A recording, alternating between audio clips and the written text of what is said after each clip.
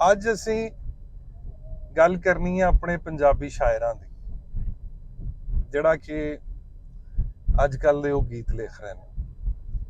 ਸਮਝ ਨਹੀਂ ਆਉਂਦੀ ਉਹ ਕਿੱਥੇ ਬਹਿ ਕੇ ਗਾਣਾ ਲਿਖ ਰਹੇ ਨੇ।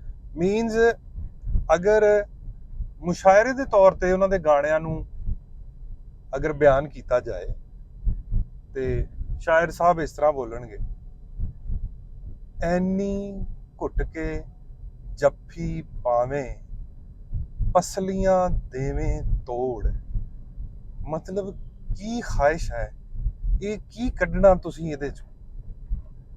ਅਗਲੇ ਬੋਲਨੇ ਜੀ, ਅੰਗ ਅੰਗ ਮੇਰਾ ਪੀੜ ਕਰੇ, ਮੈਂ ਕਰਦੀ ਫਿਰਾਂ ਟਕੋਰ।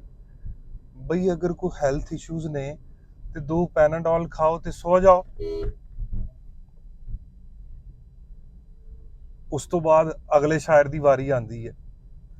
ਅਗਲਾ ਸ਼ਾਇਰ ਕੀ ਕਹਿ ਰਿਹਾ, ਜਦੋਂ ਰਾਤ ਨੂੰ ਨਿਕਲਣ ਤਾਰੇ, ਮੇਰਾ ਬਦਨ ਪਟਾਕੇ ਮਾਰੇ। ਬਈ ਕਿਹੜੀ ਸ਼ਿਵਰਾਤ ਰਾਤ ਨੂੰ ਸ਼ੁਰੂ ਹੋ ਜਾਂਦੀ ਆ ਜਿਹੜੇ ਉਹਦੇ ਪਟਾਕੇ ਵੱਜਣ ਲੱਗ ਪੈਂਦੇ ਆ। ਕਿੱਡੇ ਕਿੱਡੇ ਖੂਬਸੂਰਤ ਗਾਣੇ ਆਏ ਆ ਸਾਡੀ ਹਿਸਟਰੀ ਦੇ ਵਿੱਚ।